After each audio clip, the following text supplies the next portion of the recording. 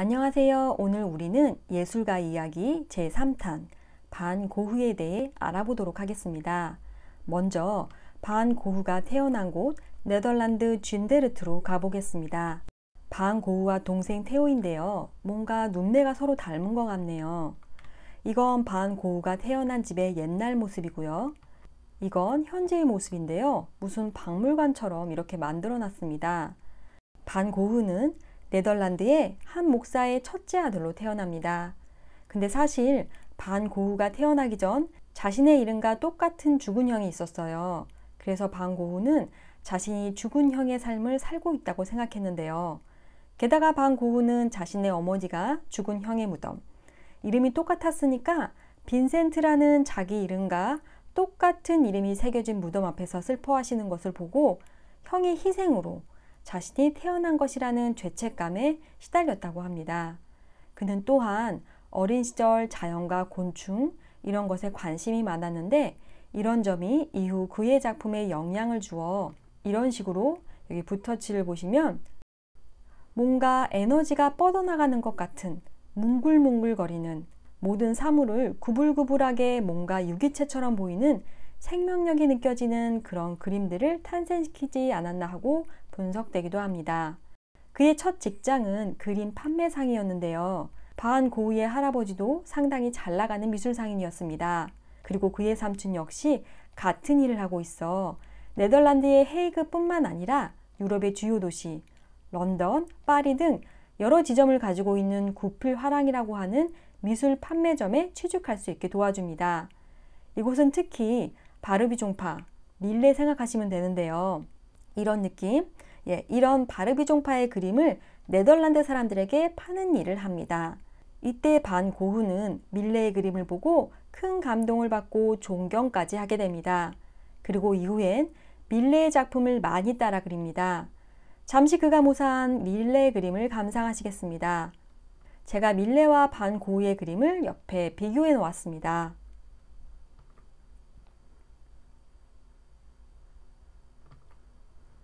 지금 보시는 이 작품들 외에도 상당히 많이 모사에 따라 그렸습니다. 자, 이렇게 밀레 그림을 사랑하던 반 고흐는 그림 판매상 일을 잘 하는 것 같더니 그림, 즉 예술을 너무 상업적으로 대한다고 자기 상사에게 대들다 결국 직장을 그만둡니다.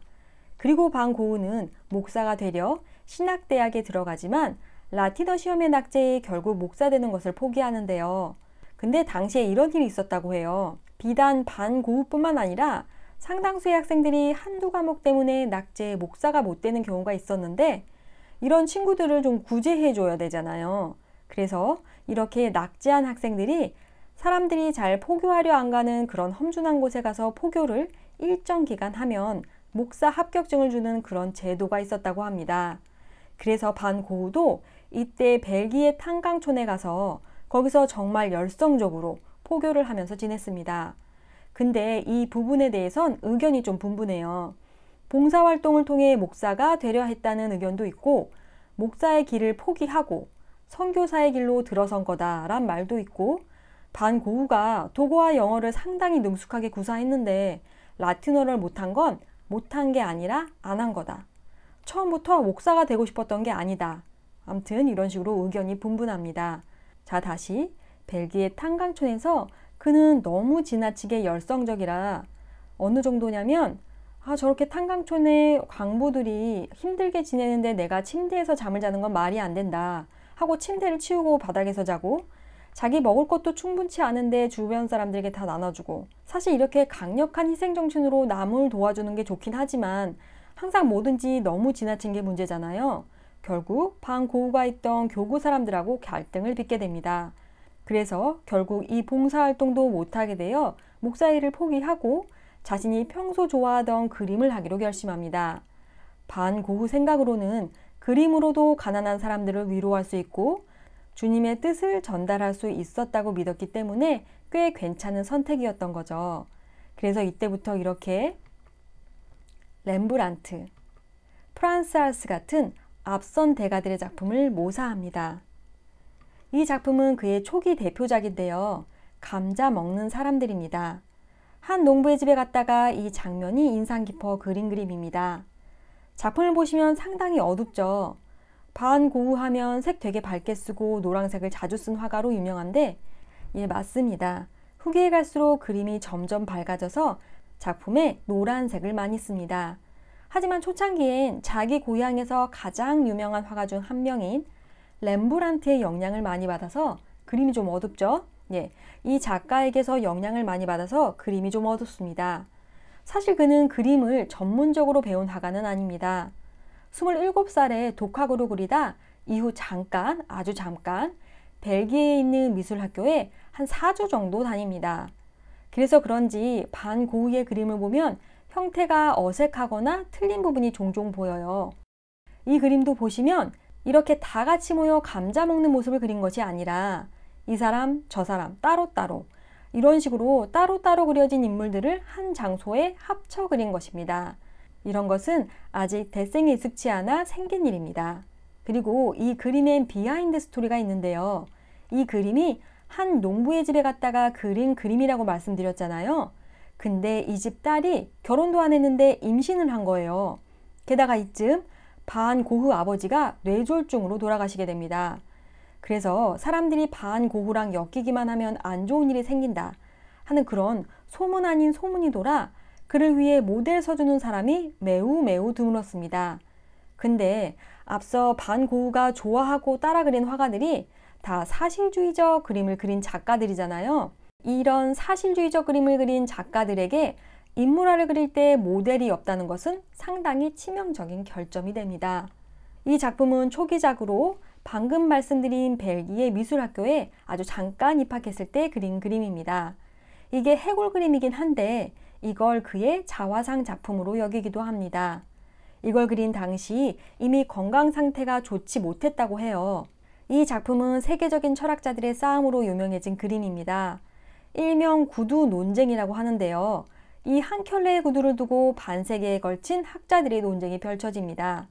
우선 발단은 독일 철학자 하이데거인데요. 이 사람은 1930년대 자신의 강의에서 이 그림을 두고 이 작품은 예술의 본질을 보여주는 작품으로 닳고 다른 이 구두는 농부의 힘겨운 발걸음을 담고 있으며 대주로부터 곡식을 걷어내는 농부의 마음이 서려 있다 라고 말합니다.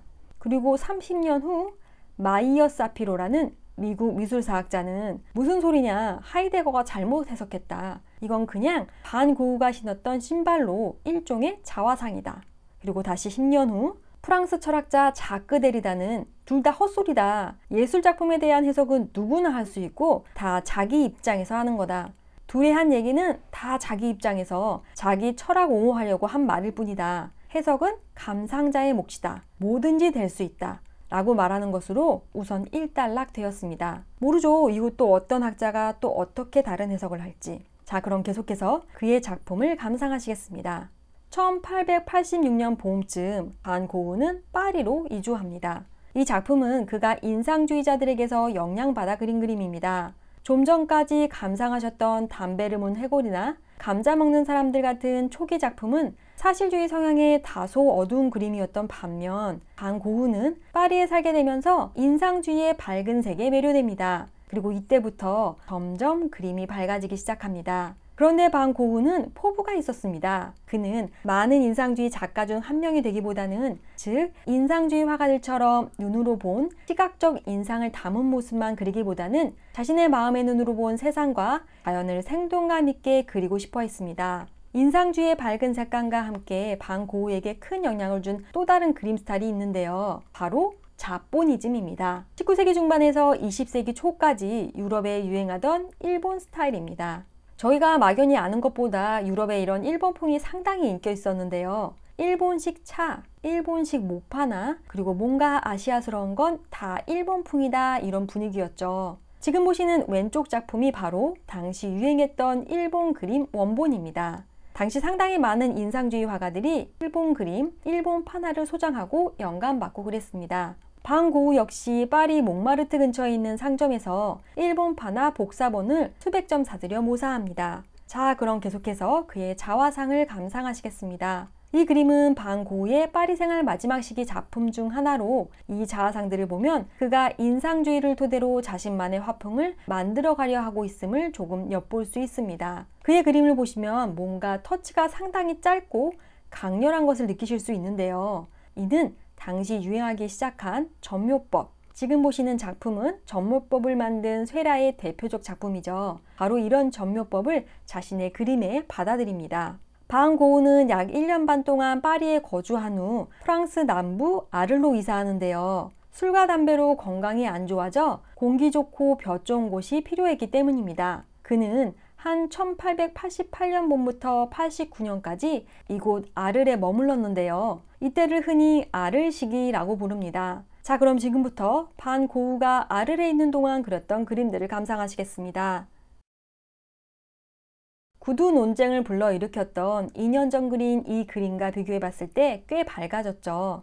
아마 이 그림은 상당히 유명해 많은 분이 익숙하실 거예요. 이건 이 그림의 배경이 되는 카페 장소를 찍은 사진입니다. 이 장소가 워낙 유명한 관광 명소가 되다 보니 반 고흐가 그린 그림에서 크게 인테리어를 바꾸지는 않았습니다. 자, 아르에서 그렸던 또 다른 그림입니다. 이 그림의 배경이 된 장소의 사진입니다. 계속해서 작품을 조금 더 감상하시겠습니다.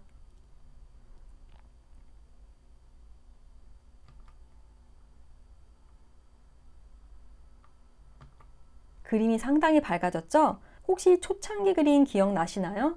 초창기 그림하고 이렇게 한번 비교해 볼 텐데요. 정말 많이 밝아진 게 느껴지죠. 반 고흐는 남프랑스 특유의 밝은 태양 아래 죽을 때까지 약 2년 동안 많은 명작을 남기는데요. 우리들이 아는 대부분의 반 고흐 명작은 이 시기 제작된 것입니다. 그런데 반 고흐는 이렇게 열심히 그렸으나 사람들은 그의 그림을 좋아하지 않았고 화단에서 인정도 받지 못했습니다. 그리고 돈도 없고 친구도 없고 물론 종종 동생 테오나 로트렉, 베르나르 등과 같은 동료 화가들과 편지를 나눴지만 외로웠고 그러던 중 화가 공동체라는 아이디어를 떠올립니다. 그가 생각해낸 화가 공동체란 여러 화가가 함께 생계를 유지하고 교류도 하며 작품 판돈을 공동체의 소유로 해 같이 나눠 갖는 것이었습니다. 당시 무명이던 반 고흐의 이런 의견에 다른 작가들은 별 반응이 없었지만 고갱만은 이 의견에 참여합니다. 그도 그럴 것이 당시 고갱은